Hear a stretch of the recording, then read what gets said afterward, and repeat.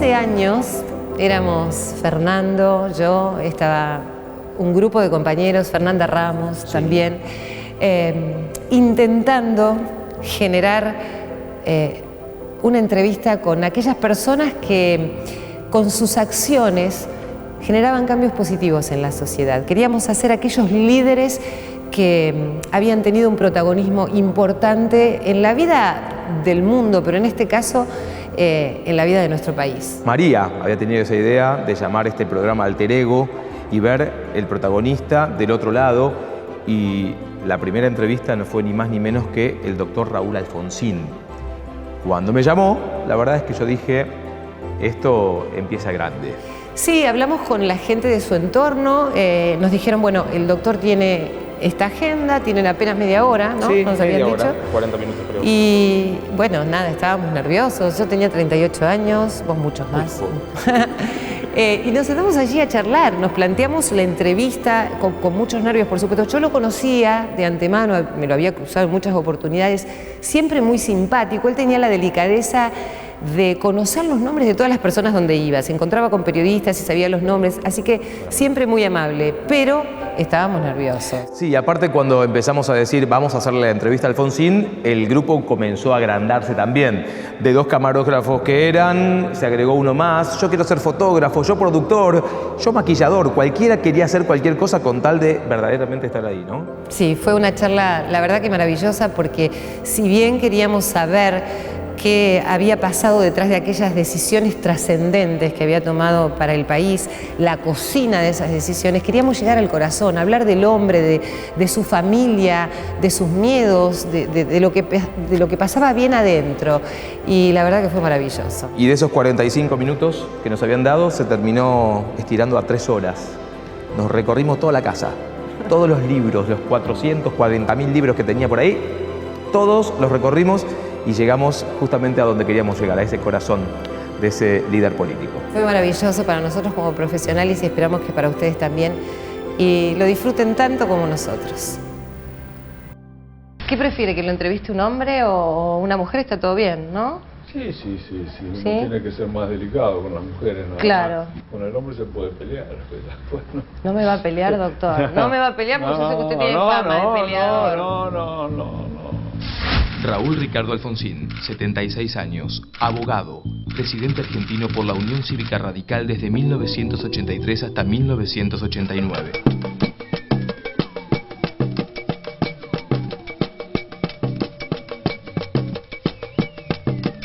Él había tomado decisiones trascendentes que nos hicieron esperanzar en un momento del país donde miles de almas pedían a gritos que les rescaten del dolor, que les devuelvan la libertad robada.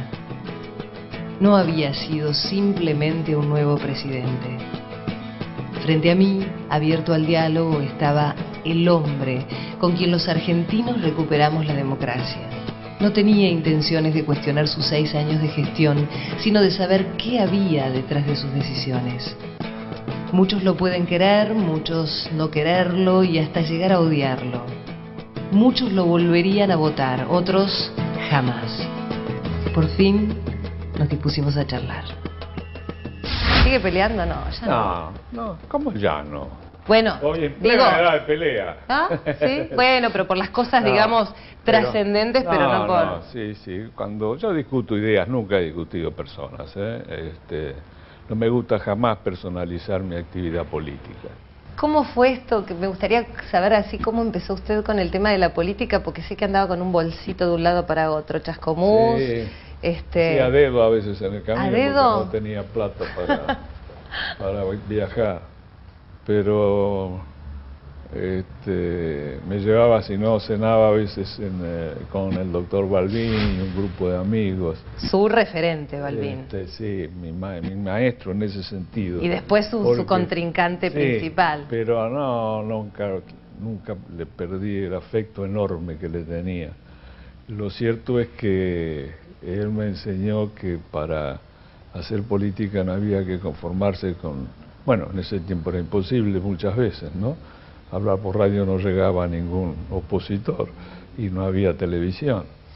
Pero había que ir a ver a todo el mundo. Yo me recorrí antes de ser presidente 2 veces toda la República y le puedo señalar amigos que tengo en todos los pueblos de las provincias argentinas. ¿Y después el colegio militar fue por decisión, por imposición? No, liceo militar. Ah, el liceo militar. Allá en Chascomús, en aquella época, estamos hablando de 1939, no había bachillerato.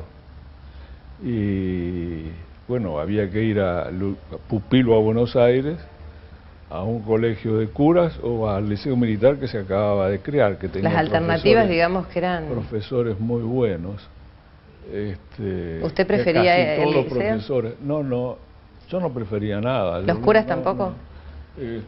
Yo prefería seguir de maestro, que había posibilidad de ser maestro en Chascomús, se puede dar equivalencias para el bachillerato.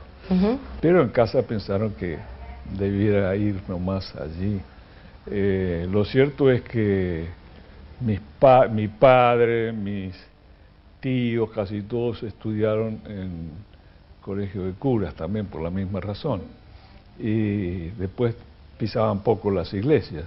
Claro. Así que mamá y papá me mandaron, mamá muy católica, me mandaron al liceo militar y yo pisé poco los cuarteles después. Así que... Eso le iba a decir, ¿usted coincidió en la misma época con el general Galtieri? Leopoldo Fortunato Galtieri, ex general, presidente de facto argentino entre 1981 y 1982. Llevó adelante la guerra en las Islas Malvinas tras la invasión del 2 de abril de 1982, responsable de la muerte de casi 1000 soldados. Sí. ¿Y cómo fue? ¿Lo conocía, lo llegó a conocer tanto en el colegio que...? Con Anaya. Porque usted, digamos, que no fue el más entusiasta con el tema de la guerra de las Malvinas, No, y Galtieri para estaba nada, al frente. no, para Yo digo, a lo nada. mejor lo conocía tanto del Claro, colegio. No, a Galtieri lo conocí muy poco, era un hombre un poco distante, pero buena persona parecía.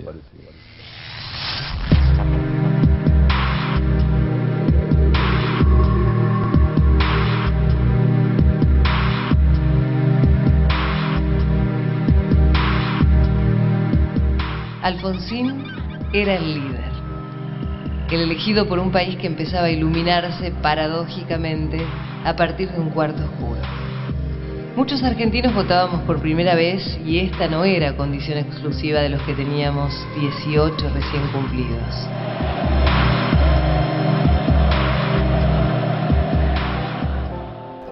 Uno de los pilares de la democracia, sabemos, es el diálogo. No puede haber democracia sin un debate, sin un enriquecimiento respecto de lo que dice el otro, de lo que opino yo, y en virtud de esto poder sacar el mejor resultado. Alfonsín, sin dudas, era justamente eso, era diálogo.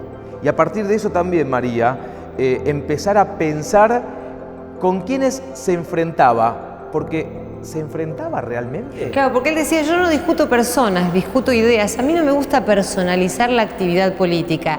Y de hecho, cuando hablamos de los sindicatos, de los 13 paros que tuvo que padecer durante su gobierno, el levantamiento de Semana Santa, él apelaba siempre al diálogo y en un momento también indica que la oposición creía que la única manera de llegar al poder era el fracaso del gobierno. Dice, no habrá argentino de bien que no quiera que le vaya bien a nuestro país. Alfonsín habló sobre el diálogo, sobre la tolerancia y también sobre la soberbia, que era lo único que no quería. Una nota divina, la verdad que queremos seguir compartiéndola con ustedes. Espero que la disfruten tanto como nosotros. Imaginaba ese día, para usted debe haber sido maravilloso haber asumido como presidente ya frente a la democracia el primero, reabrir el Congreso Nacional, esta sensación de júbilo del pueblo argentino de haber podido de alguna manera recobrar las instituciones que para usted era como una especie de sueño. Fue una enorme responsabilidad. No, a mí me han preguntado esto a veces si estaba contento, alegre. No eran momentos de alegría. ¿No estaba contento? No, contento, satisfecho de haber triunfado, desde luego, pero no esa alegría. Mi sensación no era la alegría, sino la responsabilidad enorme que asumía. ¿Tenía miedo, y la doctor? decisión de no fallar. ¿Miedo? No, miedos no, pero usted sabe que es muy difícil el gobierno en las condiciones en que a mí se me entregó. Yo asumí el gobierno en default. Eso es lo que se está olvidando la gente también, ¿no?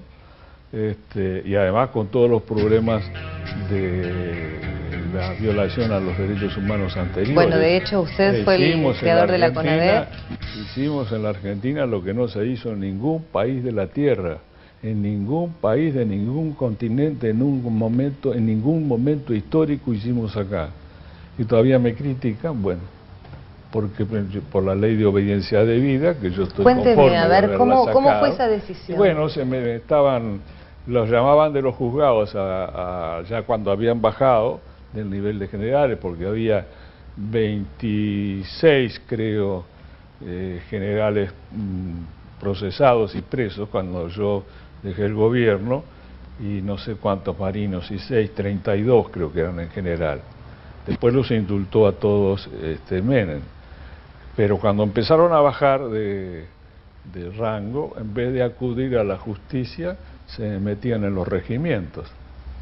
Yo en ningún momento sufrí presión, quiero decir, de los jefes de Estado Mayor, que fue gente totalmente leal a las instituciones. ¿Y en Semana Santa qué pasó exactamente, doctor? Usted sabe, lo de Semana Santa fue un levantamiento de Rico. Aldo Rico, ex coronel, comandó el levantamiento militar Cara Pintada en Campo de Mayo el 15 de abril de 1987. El 15 de enero de 1988 volvió a rebelarse en Montecaseros. Según decía, lo hacía contra su propia fuerza, qué sé yo, una cosa muy rara como es él. Pero, bueno, pasó lo que pasó.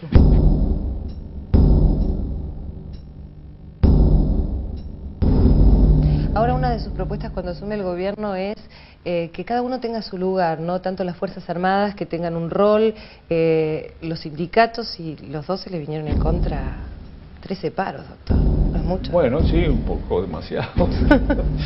Nunca perdí el diálogo y jamás le declaré una huelga ilegal. Porque al declararla ilegal podía dar motivo a despido sin causa para ellos, ¿no? Y no quise de ningún modo. Y nunca perdí el diálogo con ellos, creo que eran injustos. Trabajaban, era un tiempo muy distinto que yo creo que el que vivimos ahora, y hasta hace muy poco. Aquí ha habido un desastre de la Argentina durante muchos años, que es que la oposición suponía que la única forma de llegar al poder era el fracaso del gobierno, y entonces conspiraba contra las medidas del gobierno, obstaculizaba su acción, de suerte que en realidad lo que ocurría era que no perdía el gobierno solamente, perdía la nación, perdía el pueblo argentino. Doctor, en este país Ahora parece no da la pasa eso, sensación... porque yo creo que todos estamos deseando, no habrá argentino de bien que no desee que al nuestro gobierno país le salga vaya adelante, bien. claro. Yo además lo veo como última opción frente a una derecha que puede venir tremenda, ¿no? ¿Tiene miedo? Me lo mencionó ya 2 veces el tema de la derecha y Yo tengo mucho miedo a la derecha. Sí, para mí el enemigo es la derecha. Nosotros los radicales estamos en una pinza. Es muy sencillo. ¿Cómo es eso, Raúl? Es sencillísimo. Desde tiempos muy viejos, desde el siglo XVIII, o XIX mejor dicho, la izquierda marxista, por ejemplo, o leninista, o simplemente varios partidos así de izquierda, han considerado su enemigo a los partidos de izquierda moderada, de izquierda democrática o de centro izquierda, si usted quiere decirlo de alguna manera que nosotros normalmente no usamos. Entonces se vuelcan con saña contra nosotros. Y por otro lado, la derecha sabe perfectamente qué es lo que representamos y cómo queremos hacer y cómo queremos terminar con el neoliberalismo, con el mercado autorregulado, con todas estas formas que lesionan la autonomía de la gente y la posibilidad de vivir en democracia. Entonces, ellos saben, entonces, y se huelgan contra nosotros ya desde otros ámbitos, ¿verdad? A través de opciones mediáticas que pueden ser muy importantes, y de todas maneras posibles. Nos silencian bárbaramente, brutalmente. No son mayoría, ¿o sí? No son mayoría, pero usted ve que, por ejemplo, se han presentado proyectos extraordinarios en la Cámara. Sobre jubilaciones, sobre sistema impositivo, pero extraordinarios por el radicalismo, sobre planes sociales, que entre paréntesis lo que parece ponerse en marcha ahora es bastante parecido al Programa Alimentario Nacional que yo tenía. O sea, el hambre más urgente, ¿no? Lo que ha lanzado ahora Kirchner. Desde luego, estoy absolutamente en contra de la derecha y entonces pego muy fuerte a quienes actúan de esta manera, particularmente, por ejemplo, ahora en el campo internacional al gobierno de Estados Unidos, que claro, yo creo que es un verdadero desastre, un gobierno imperial que lleva al mundo a peligros que no se habían conocido.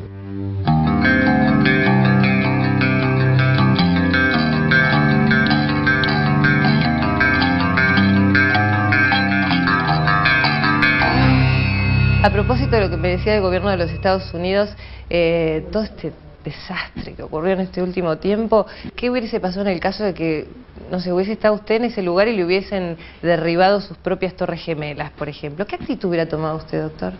Bueno, yo de ninguna manera hubiera invadido a Irak y ni siquiera a Afganistán, porque yo no sé ni siquiera qué ha pasado con, en fin, con toda esta gente terrorista. Yo estoy absolutamente en contra del terrorismo, ¿verdad? Sí, sí. Absolutamente en contra del terrorismo. Yo lo sentí particularmente a la Torre Gemela porque yo tengo 2 nietos norteamericanos. Ajá. Y uno de ellos, no a las Torres Gemelas, pero sí vive muy cerca del Pentágono.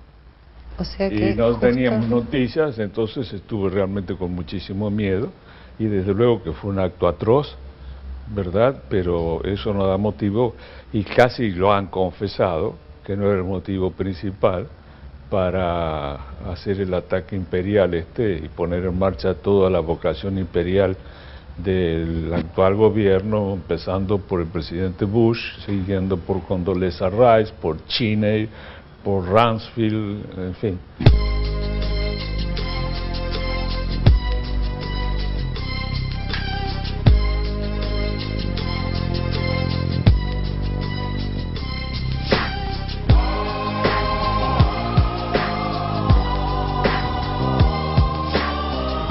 Alfonsín dirá más adelante que la historia la escriben los triunfadores.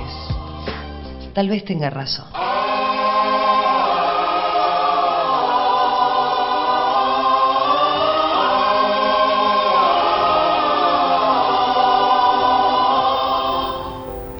Bueno, espero que ustedes lo estén disfrutando tanto como nosotros lo disfrutamos en aquel momento y ahora, porque cada vez que trabajamos sobre este material y volvemos a ver esta entrevista, de verdad les digo, nos emocionamos.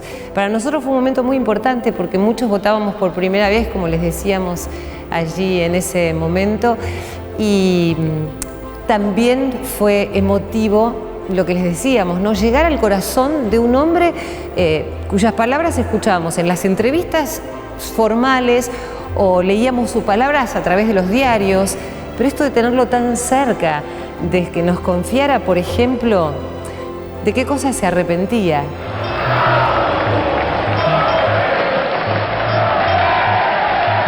La casa está en orden y no hay sangre en la Argentina.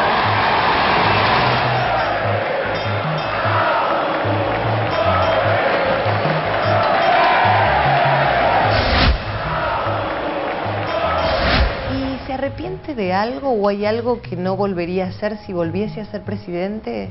Bueno, siempre hay muchas cosas, pero no sé, por ejemplo,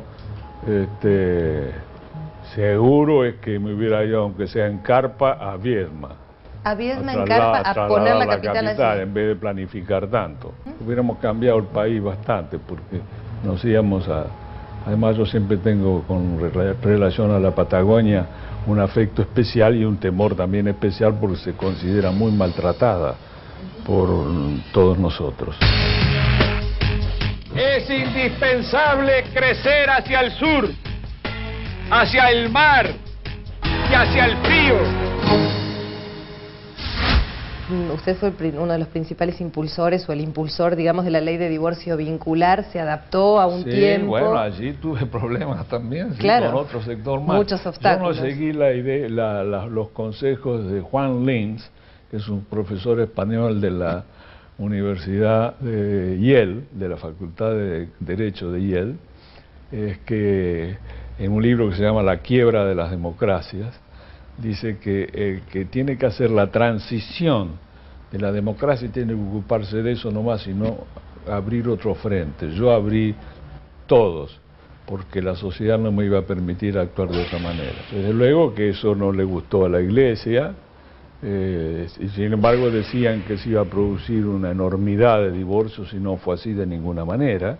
Lo que pasa que pudo regularizar su situación mucha gente. Mucha gente. De todas maneras, desgraciadamente lo tenía así. Yo hace más de 50 años que estoy casado con una vasca que se aprovecha de este pobre gallego y no me pienso divorciar, no me venga a por decir supuesto. Eso. Usted tiene fama de cabeza dura, doctor, de testarudo. No, le digo en broma. Pero usted es así medio... Yo soy muy gallego, sí, a pesar que tengo sangre inglesa también. Ah, claro, bueno. Fulques es su apellido... Inglés. Inglés, por parte de su mamá. Sí. Usted es machista, ¿no? ¿Un poco machista es? No, ¿o no? Yo no me considero machista para nada. ¿Qué piensa? Por ejemplo, una mujer que la ve manejando ahí en la calle dice... si maneja mal me da fastidio, ¿Sí? Si maneja bien la aplaudo. ¿Sí?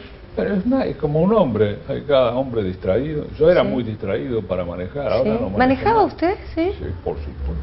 Ah, pero no manejo más.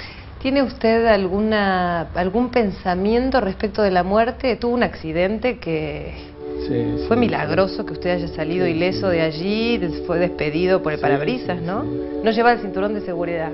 No llevaba, pero me parece que fue lo que me salvó en esta oportunidad. No quiero hacer propaganda en contra del cinturón de seguridad. Recomiendo a todos que lo usen, a todos que lo usen. Pero cuando yo vi la foto del auto en que íbamos con el techo tremendamente hundido, llegaba bien abajo en el lugar que yo iba. Entonces yo había salido, me había saltado por el parabrisas, había roto el parabrisas y había caído, porque justamente era un camino helado y había un barranco bastante grande allí y se dio vuelta. No era su momento. No era el momento de andar por la Patagonia allí, con ese frío, haciendo campaña. Le decía respecto de la muerte y de esto que hablábamos de su mamá. Que no era el momento de morirse, claro. Sí, y piensa usted a veces en esa... ¿Qué piensa? ¿Que hay algo más allá? Sí, yo creo en la trascendencia. ¿Cree en la reencarnación, por ejemplo? No, creo en Dios. ¿Cree en Dios? Sí. ¿Y qué pasa cuando uno muere? Yo sé que es por ahí preguntarse demasiadas cosas, pero ¿se pensó alguna vez? Simplemente, de acuerdo a mis creencias, está muy claro lo que pasa, ¿no? A usted nunca se lo va a olvidar, por un montón de motivos. Bueno, acá, usted dice acá en la Tierra, bueno, seguramente vengan juicios más balanceados, ¿no? En el inconsciente habitan imágenes del pasado que uno cree no registrar. Sin embargo, dicen, la muerte es capaz de traerlas al presente en un solo instante. Por supuesto, nadie pudo publicar esas imágenes, porque el único que vio en fotos su propio balance fue el doctor Raúl Alfonsín. El hombre un seductor, porque la verdad que María le tiraba de repente algunas líneas y él rápidamente agarraba, y María le devolvía y así sucesivamente, lo vieron. Pero después todo se volvió más íntimo, porque en un momento, como pasan en las mejores casas, se cortó la luz. Y ahí dijimos, ¿qué hacemos? Nos quedamos grabando, cortamos, arreglamos, nos mirábamos entre todos, pero Raúl estaba como muy compenetrado en lo que estaba contando y la verdad es que no le pasó absolutamente nada más que seguir charlando con María. Y no pudimos dejar de grabar eso. A partir de ahí, enfocó por el lado de la muerte, habló de sus miedos y también habló sobre su familia, básicamente sobre todo lo que había dejado para dedicarse exclusivamente a su otra familia que era el país. Esta es la parte donde nosotros vamos a compartir a un Alfonsín a oscuras, pero con mucho brillo. Yo te estaba diciendo todo lo que debo a mi mujer en cuanto a la crianza de mi familia, porque yo falté mucho y de eso tengo como un sentido de culpa. Usted ha trabajado hasta en la clandestinidad. Sí, gracias a Dios no me arredré en cuanto a eso. Estuvo preso, doctor, un También, tiempito, ¿no? No, unos pocos días y después en junio también. ¿Y su familia qué decía todo esto? Aguantaban. ¿Aguantaba? Sí. Por ahí alguna cosa a los chicos que le decían ¿Alguna que el padre explicación? está preso, qué sé yo, salían llorando. Pero bueno, mientras fuera por esa causa no les explicábamos en casa y no. Asegurar los beneficios de la libertad. Doctor, ¿es de llorar usted desde...? No lloro. ¿No llora? No lloro. ¿Y alguna vez tuvo sensación de mucha soledad? Tengo así como la imagen en la cabeza del momento de su salida al balcón y esa multitud en Plaza de Mayo debe ser una cosa hasta como parecía un sueño, ¿no? Algo. Y uno se retira del balcón, se calla la multitud. ¿Y qué siente uno cuando está en soledad, es presidente de la nación, tiene todo? Bueno, en soledad se siente cuando no puede compartir. En general yo me he sentido muy acompañado por mi gente, en el gabinete. Tenemos todos la enorme responsabilidad de asegurar hoy y para los tiempos la democracia y el respeto por la dignidad del hombre en la tierra argentina. ¿Cómo me definiría usted el poder? Poder es hacer lo que se puede, nada más. Lo lindo sería la autoritas en vez de la autoridad, pero uno cree que el poder es el haber tenido mayoría y tener los votos necesarios, pero no es eso. Luego se encuentra con que hay que compatibilizar el poder popular que le otorga el pueblo con todos los intereses que hay alrededor de la nación y demás, y muchas veces se imponen sobre los criterios que uno tiene ganas de concretar.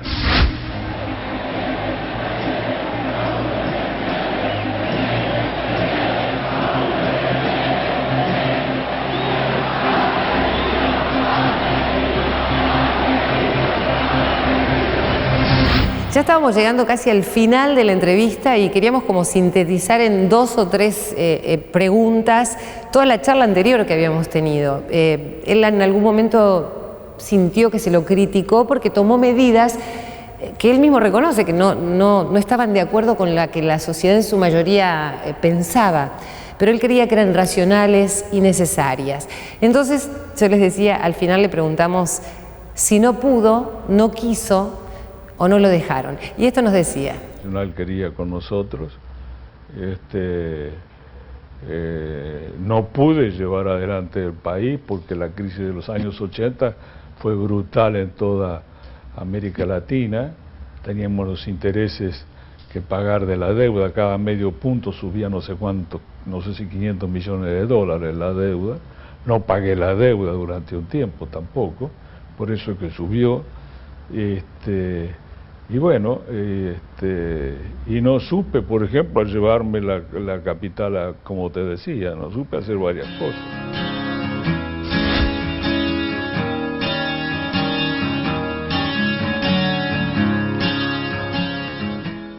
Yo pensaba en sus 20 años o 25, 30, pensaba que esto de ser un líder político y un orador y dedicarse a la política también tiene un plus de seducción, digamos. A las mujeres eso les debería traer mucho más de lo normal. ¿Se abusaba de eso usted o no? No sé, no, jamás. Yo Jamás. estaba casado, yo me Claro. casé muy joven. ¿A qué edad se casó, doctor? Yo me casé a los 22, Muy joven. muy joven. Bueno, en ese tiempo se casaba joven la gente. Pero es como difícil hoy sostener una relación afectiva, ¿no? Como que hay mucha gente que decide no casarse, convivir. Para probarse. Para probar. Sí, porque hay un enamoramiento que dicen que dura los sumos 6 meses, esa pasión tremenda. Sí. Y después hay que convivir. pero con afecto, con amor, igual, y desde luego con sexo, ¿no? Pero claro. ¿Le gusta hablar de sexo, doctor, a usted? No. ¿No habla así con sus amigos Cambiemos el tema. No, pero a lo mejor con sus amigos más jóvenes, porque usted nunca. lo sigue mucho la gente joven. ¿Le hacen consultas así alguna cosa Sobre que tenga que ver sexo, con el sexo? jamás. ¿No? Bueno, sería que me consultaran a mí. Pero yo usted le tendría puede que decir, consultar a cuidate, ellos. querete, ¿eh? No. Cuidate porque mirá las cosas que... No. No, chistes sobre sexo tampoco. No soy muy de hacer chistes hechos. ¿Le molesta Por que ahí digan... soy gracioso en una conversación porque me sale a mí. Es que tiene, yo lo veo que tiene un Sí. sentido del humor, es simpático usted. ¡Bah! Simpaticísimo. No, es simpático. Si vos Yo hubiera pensé- conocido hace- nosotros hemos hablado en Hace un par de 30 años no oportunidades. te me escapás. ¿Eh? ¿Perdón? Hace 30 años, Estábamos si ahí. hubiera sido hace 30 Claro. años menor, digo. ¿Y yo cuántos hubiese tenido? Tengo 38, doctor, tenía 8. Eva te parece 28. ¿Qué cosas le desagradan enormemente, por ejemplo, a una persona? Usted es intuitivo que ve una persona y automáticamente dice, no me gusta. Veo que hay gente que es muy intuitiva. Sí, cuando lo veo soberbio. La soberbia.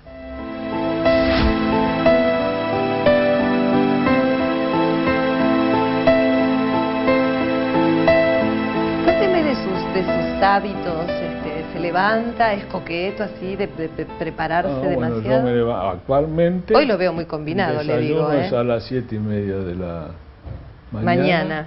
Me despierto antes. Y ya está pensando qué va a hacer. Leo un poco, el diario antes, y después de las 7:30 que termino el desayuno, me doy un baño y luego hago media hora de ejercicios con una kinesióloga todos los días, de lunes a viernes. Y después, esos son ejercicios dirigidos a todo, porque después del accidente he tenido algún problema. Exactamente. Pero me he quedado muy bien, gracias a Dios. De todas formas, después troto media hora con 2 kilos acá y 2 kilos va a terminar en hecho un cada mano. patobica, doctor. No, Dios quiera tuviera fuerza, pero... Me estaban rezongando recién por la camisa, todas las mujeres, dicen que no va para nada con esto. Que Todas las horrible. mujeres a las que no le hace caso, por lo que veo, porque se dejó igual la camisa y le queda bárbara. Tardaba mucho. Yo les hago caso mientras puedo, me gusta hacer caso.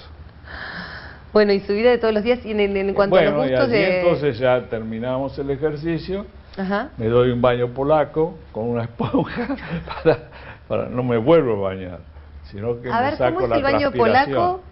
Bueno, no te lo puedo decir, tenés que adivinar porque es una grosería. ¿Qué será? Baño polaco. Doctor, un baño Termina en polaco. sobaco. ¿Termina en? Sobaco. Muy bien. Pero pasa Y- por otras zonas. Sí, también, pudenda. Doctor, y en la comida es así muy exquisita. ¿Le gusta el sushi, doctor? Me gusta una comida que comí en Tokio, que era carne cortadita así, era maravilloso ver al hombre Pero cortando. no el sushi. No, en general no voy a... La comida china también es rica, ¿eh? No, usted sabe por qué le pregunto ya lo del sé, sushi. ya sé. Me la está esquivando. No, te contesto lo que Lo que me preguntás. parece. En casa me cuido permanentemente. Ahora- Pero cuando salgo, por ejemplo, esta noche tengo una cena, ya ahí tengo que ver qué me sirve. Entonces no tengo inconveniente, levanto la dieta ese. Y ahí hace vino, pan. No, vino poco, Ajá. porque estoy tomando una droga que me triplica o cuatriplica el alcohol. Así que tengo que tener mucho cuidado. Imagínese si diga un discurso después, ¿qué diría? Cualquier cosa. No, es lindo. ¿Y con Rosalía qué? Raúl, otra de las cuestiones que también han sido como emblemáticas en su gobierno ha sido el famoso Pacto de Olivos. Prefiero que usted me diga exactamente qué pasó ese día entre Dos usted palabras. y el ahora expresidente. No. Mira, en 2 palabras te lo explico. Yo estaba en contra de la reforma que se proponía por el hecho de la reelección. Pero ya había salido media sanción del Senado, por la cual había una reelección también, y se había establecido un despacho de la comisión que ya iba a salir con dictamen de Asuntos Constitucionales de la Cámara de Diputados, en la que había sido presentado por un conservador, que bastaba para modificar la Constitución los 2/3 de los presentes, no de los totales. Ahí estábamos muertos. Por otra parte teníamos una ventaja de 5 nada más. 5 se pueden enfermar en cualquier momento, no digo que voten en contra, pero hablé con el presidente del bloque de diputados, hablé con una cantidad de gente y me di cuenta que era imposible frenar la reforma. Entonces procuré llevar a la reforma de la Constitución todo lo que habíamos establecido a través del Consejo para la Consolidación de la Democracia, pues nosotros teníamos un proyecto de reforma de la Constitución que no importaba mi reelección, ¿verdad? Muy claramente definido de entrada nomás, pues a mi pedido mandé una carta, ¿no? Y bueno, entonces incorporamos muchas cosas buenas a la Constitución en la reforma del 94 y fue satisfactorio eso, pero muchas veces las actitudes racionales que yo tuve que tomar no coincidían con la motivación emocional que tenía la gente en ese momento. Y allí es donde hemos sufrido los problemas más serios, ¿verdad? Muchas cosas. Imagínate, en el caso de las Malvinas yo era un solitario.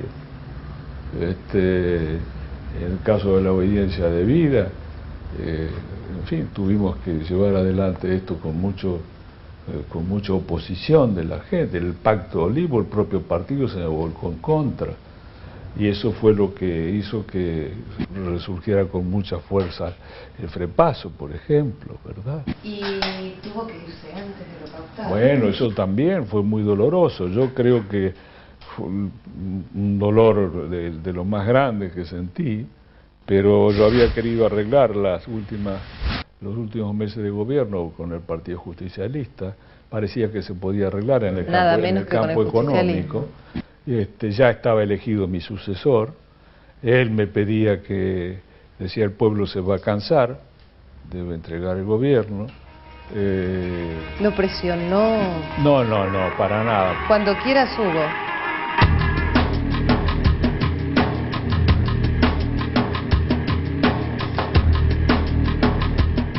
Se había producido una hiperinflación tremenda, todo yo creo que era realmente una especulación brutal contra nosotros, llevada adelante por el neoliberalismo en gran medida, pero era el sector financiero, por encima de todo el sector especulativo, y entonces vi que se empezaban a movilizar incluso algunas unidades básicas levantadas por gente de los carapintadas, ¿verdad? Y sectores nacionalistas, como después quedó comprobado en Rosario, porque los que fueron presos porque hicieron hechos vandálicos eran del sector de la ultraderecha.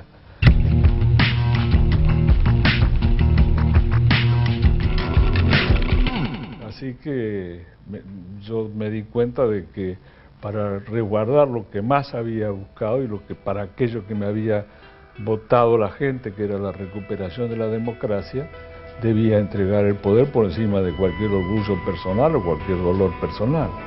Yo de eso me enorgullezco.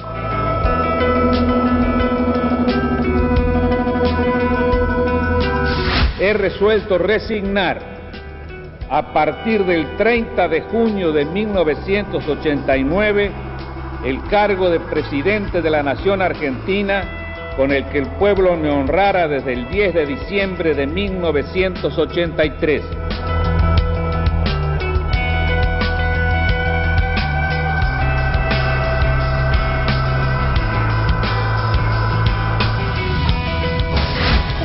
¿Cómo imagina el mundo, por ejemplo, de acá a 10 años? Bueno, mira, eso estás hablando de una cosa sumamente difícil, porque yo creo que con esta actitud imperial de Estados Unidos se ha puesto muy difícil prevenir lo que va a suceder o predecir lo que va a suceder. Yo creo que por lo pronto el mundo islámico va a tardar siglos en disculpar lo que ha pasado en Irak. Y el problema es el fundamentalismo islámico. No me refiero al islámico solamente, cualquier fundamentalismo. De alguna manera lo de Bush también es un fundamentalismo. Me refiero al islámico, pero hay fundamentalismo católico también espantoso, e igualmente hay fundamentalismo judío, ¿verdad? Yo creo que en estos momentos todos los países van a tener que ser más beligerantes, los países musulmanes, puesto que de lo contrario los fundamentalistas islámicos van a presionar de esta forma que incluso lo pueden hacer caer. Hablábamos de este hombre de Bush y bueno, Bill Clinton, para usted. Bill Clinton es una persona distinta, aunque cometió también algunos hechos de terrorismo. El primer país terrorista del mundo es Estados Unidos. Bueno, cuénteme algo, a ver, o sea, ustedes es del 12 de marzo, a ver si esté bien, Sí. 57. ¿De 57? Sí. 27. Doctor, ¿qué signo es el suyo? Piscis. Piscis. ¿Y cree así? ¿Viste los pescaditos encontrados? Sí, así? sí. No cree mucho en la astrología. No cree. No. Los Pero horóscopos. alguna cosa sí, pero hay de todo. De todo. Siempre. No, pero tal vio vez que dice somos que más tiene determinadas pasionales, somos características, gente mansa. personalidad. Gente mansa, tranquila. Claro. Que mejor que no nos hagan enojar. Sí, porque son así como medios... la vez pasada estaba leyendo unas características suyas en el horóscopo chino. Vio que hay una mujer aquí que escribe todas las características en el Ajá. horóscopo chino y decía que en su signo, que creo que es el conejo, le cuento. Yo Ajá. estaba mirando a ver cómo... Yo leo, a mí me gusta leer, porque si dice cosas buenas uno dice, bueno, bárbaro. Claro. Ahora cuando dice lo malo no cree, vio que es así. Yo tengo acá uno, a ver, el conejo de... ¿Cuál es el conejo de...? Conejo de fuego, mire lo que dice. Perfecto para usted. Dice, este conejo es combativo, apasionado y atrevido. Perfecto. Audaz, diría yo. Yo fui audaz. Hice algunas cosas con una audacia total. Por ejemplo, meter presa a la junta militar, sin tener un revólver encima. Y después el punto final y la obediencia divina. Y eso fue la necesidad que tuve de corregir para volver a lo que había dicho en la campaña, porque en la campaña mi proposición era que había responsabilidades distintas entre los que daban las órdenes y los que cumplían las órdenes, y los que se excedían en el cumplimiento de las órdenes. Tuve que volver a eso, que fue el proyecto que envié al Congreso de la Nación y se modificó en el Senado. ¿Quiere que siga? Sí, seguí. Hace brillar sus ideas a puro huevo y candela. ¿Qué quiere decir Defendiéndolas- eso? qué sé yo, que con todo, así, con ímpetu. Dice, defendiéndolas con la lucha verbal, usted, emocional y psicológica. Nació para ser líder y tener muchos admiradores, seductor como pocos. Mirá vos, a esta edad me venís a dar esa noticia vos. Bueno, su fuego interno se percibe a leguas, anticonformista y rebelde. Tendrá que controlar sus impulsos para no caer en pozos sin fondo. Lo del fondo debe ser por el Fondo Monetario. No es por el fondo, pero sé lo que es caer a pozos que parece que no tienen fondo. Por ejemplo, Y bueno, cuando pasaron estas cosas de que hemos hablado, ¿no? Pero siempre reaccionamos. tendrá que aprender a pensar más en los demás y no olvidar los favores que le hagan sus colegas. No creo que usted se olvide No, de los ese no favores, es, ¿no? no. Al contrario. Vivo Usted es siempre medio, agradecido. tiene una actitud paternal. Tiene como una actitud así muy sobreprotectora. ¿Es una cuestión de Estado, Ahora, doctor, el paternalismo suyo? No, yo no sé qué es lo de paternalismo, mira, qué sé yo, tal vez sea la edad, ¿no? Pero siempre me han dicho lo mismo. Y no estoy de acuerdo con la personalidad paternalista yo, ¿no? Pero lo creo que sí que el político tiene una obligación de hacer docencia. El político no puede ser un seguidor de encuestas, entonces decir lo que la gente piensa mayoritariamente, porque así queda bien. A veces tiene que romperse la cabeza contra la pared para hacer docencia y decir lo contrario de lo que piensa la gente. Entonces, como procuro permanentemente decir lo que pienso, a veces en contra del pensamiento mayoritario, me dirán un poco paternalista por eso. En la biblioteca tiene aproximadamente 4.000 libros que enriquecieron sus 40 años de vida política. Me preguntaba si era consciente sobre los límites de su conocimiento y cuántas de esas páginas habría utilizado en cada decisión crucial, no solo para el país, sino para su vida personal. Vas a leer, por ejemplo, sobre globalización, que tengo muchísimos libros, y al final se reiteran todos, ¿no? Usted, si hablando de la globalización, seguramente hubiese sido un líder del movimiento antiglobalización. Sí, de antiglobalización en el sentido insolidario, Claro, que está manejada por los neoliberales.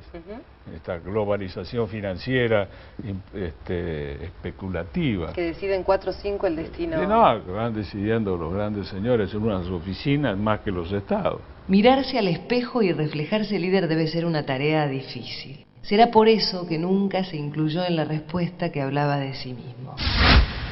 Hay liderazgos democráticos y liderazgos no democráticos, de manera que no es una palabra muy ambigua, muy omnicomprensiva. Evidentemente Stalin fue un líder, Hitler fue un líder, pero un líder democrático es aquel que es capaz de respetar el pensamiento de la gente, saber convocarla, saber organizarla y llevarla adelante detrás de objetivos que también tienen que ser democráticos y éticos. La charla siguió alrededor de los hombres trascendentes de la historia y su preocupación por los pueblos. Mencionó a San Martín. Dijo que probablemente no hubiese sido su amigo. Pero tal vez hubiera sido amigo de Sarmiento. ¿Ah, sí? Sería porque era más loco. Volvimos a la actualidad. Me confesó que desearía que el líder del PSOE, Rodríguez Zapatero, sea el próximo presidente de España. ¿Aznar? No, para nada. ¿Fidel Castro? Bueno, Fidel Castro, desde luego que yo lo he defendido toda mi vida. Yo hice un viaje a Rusia a hablar con Gorbachov, donde hablaba varias cosas, pero una de los problemas fundamentales era el problema de la guerrilla en Chile.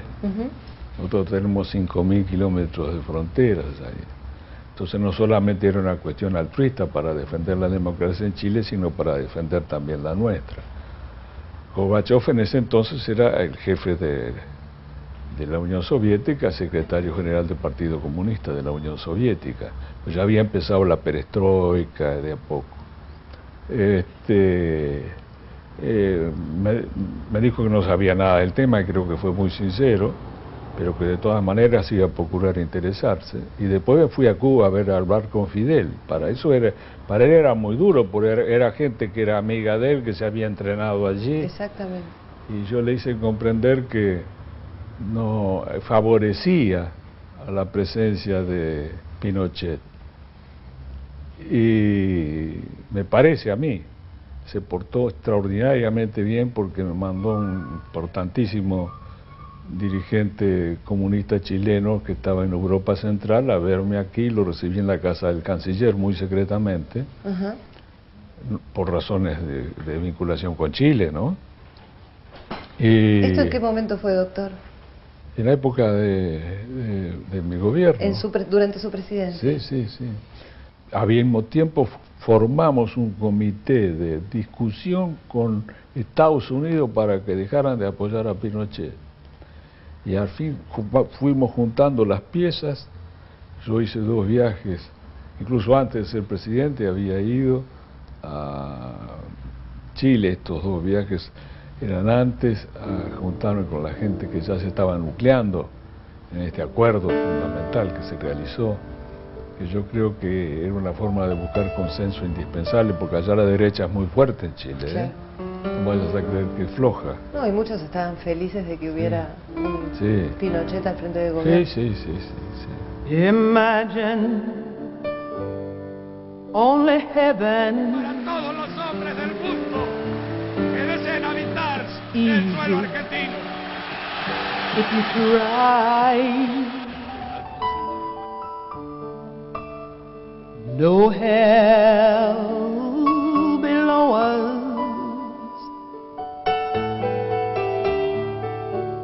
Doctor, ¿y sus memorias cuándo las va a escribir? No, bien, no pienso. Yo escribo normalmente, pero no memoria, siempre para el futuro. Muchos lo pueden querer, muchos lo pueden querer, muchos pueden no quererlo y hasta llegar a odiarlo, a lo mejor tal vez. ¿Qué? ¿Cómo no? Muchos nunca volverían a votarlo.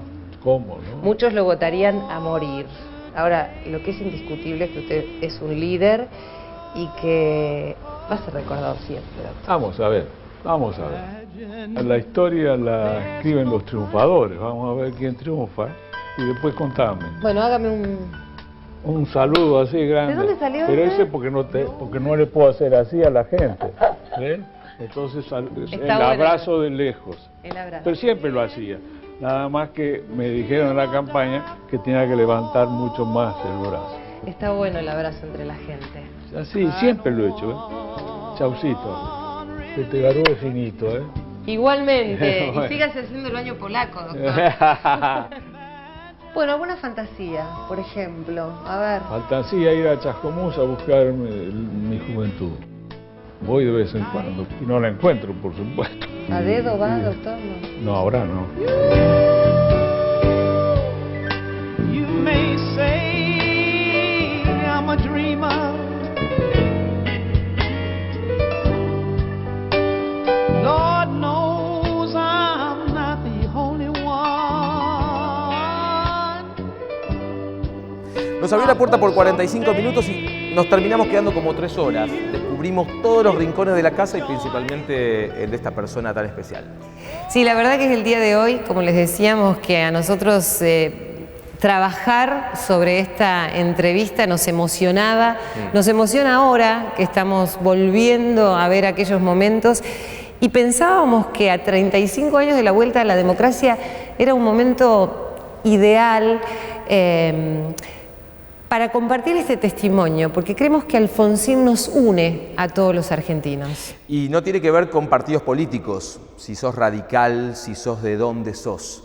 Esto se pudo traducir perfectamente el día en que murió, porque allí estaba todo el arco político. Y todos los argentinos, de un lado y del otro, pudieron ver perfectamente que ahí había una persona que había defendido lo que más queremos hoy, que es la democracia. Y que nos vaya bien a todos los argentinos. Yo les agradezco muchísimo por haber estado del otro lado. Gracias, Fernando, porque ha sido el gran hacedor de esta entrevista, Fernanda Ramos, a todo el equipo. Y gracias, doctor Alfonsín, por todo lo que nos dio a nosotros como argentinos y a nosotros como profesionales, ¿no? Sin dudas, esa emoción que no la da cualquiera. Gracias nuevamente.